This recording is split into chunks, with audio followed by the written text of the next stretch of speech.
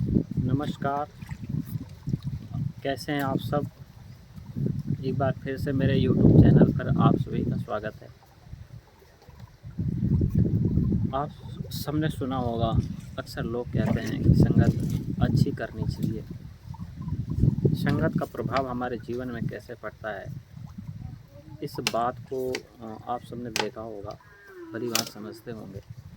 पर इसको और डीपली समझते हैं कि संगत का प्रभाव देखिए किस कदर होता है। एक व्यक्ति मान लीजिए एक जगह सिंगल खड़ा है। हर व्यक्ति के जीवन में साथ होना ज़रूरी है। बिना साथ के व्यक्ति जीता नहीं है, क्योंकि मनुष्य एक सामाजिक प्राणी है, वो समाज के साथ जीता है। अब उसका जीवन अच्छा होना या बुरा होना इस पर निर्भर करता है उसकी संगत पर। संगत उसके ऊपर किस प्रकार प्रभाव डालती है, इस बात को समझने जैसा है।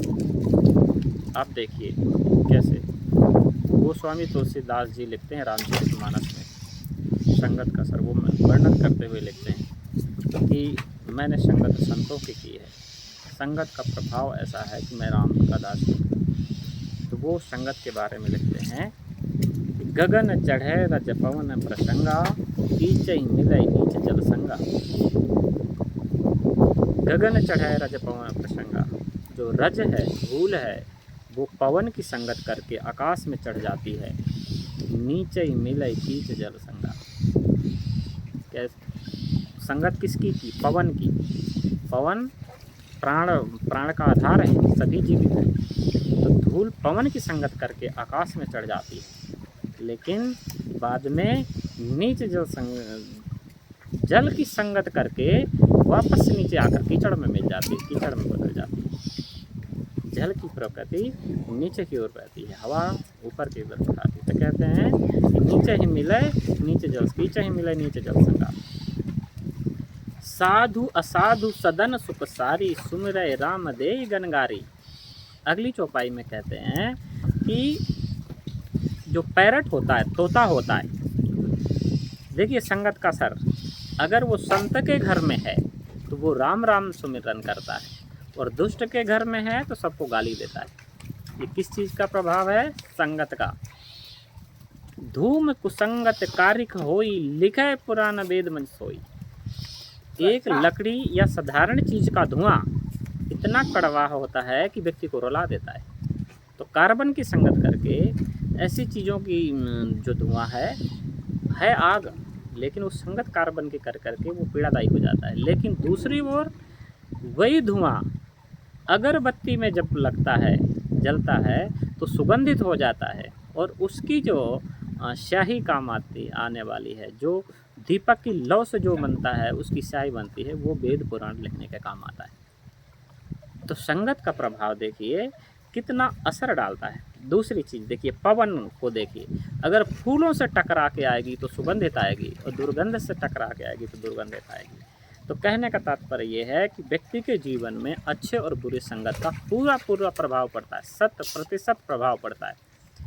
आप सभी ने देखा होगा कि एक क्लास में पढ़ने वाले, एक क्लास होती है समथिंग अधिकतम 50-60 बच्चों की आप क्लास समझ लीजिए। उसमें कई तरह के अलग अलग कैटेगरी के बच्चे होते हैं। कुछ बहुत अच्छे पढ़ने वाले वो आगे बैठते हैं, मीडियम वाले बीच में बैठते हैं, जो सबसे निठल्ले निकम्मे होते हैं वो पीछे बैठते हैं। जो पीछे बैठने वाले बच्चे होते हैं, अक्सर देखा होगा वो बीच में बैठने वाले जो मीडियम बच्चे होते हैं ना, जो बहुत अच्छे होते पढ़ने में, ना बहुत कमज़ोर होते, पीछे बैठे निकम्मे छात्र उन मीडियम बच्चों में से कुछ बच्चों को अपनी संगत में डाल लेते हैं। उनका रस आगे की तरफ जहाँ बढ़ना चाहिए, जो मीडियम बच्चे हैं, कुछ ही मीडियम क्लास के बच्चे हैं जो आगे वाली बच्चों की संगत करके अपना पास कर लेते हैं, मीडियम अवस्था ठीक रहते हैं पढ़ने में। लेकिन उन्हीं में से कुछ बच्चे पीछे वाले बच्चों की लपेट में आते हैं और गलत संगत में चले जाते हैं, फिर वो पढ़ नहीं पाते, बर्बाद हो जाते हैं। आप सभी ने देखा होगा अपनी क्लास में। तो हमारे जीवन में संगत का प्रभाव बहुत बड़ा असर करता है, वो चाहे किसी जीव का हो, चाहे व्यक्ति का हो।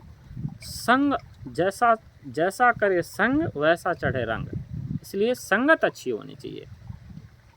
हर व्यक्ति को इस विशेष का ध्यान रखना है कि मेरी संगत, अगर आपको सुधरना है, अगर आप गलत रास्ते में जा रहे हो तो संगत कहीं ना कहीं आपकी बढ़िया। अब वो संगत चाहे व्यक्ति की हो, चाहे संगत किसी वस्तु की हो, चाहे किसी नशे की हो, या कुछ देखने की हो या पढ़ने लिखने की हो, संगत अगर आपकी अच्छी है, आप अच्छा सुनते हो, अच्छा बोलते हो, अच्छा जानने की कोशिश करते हो, तो आपकी जीवन अच्छाई की ओर जाएगा।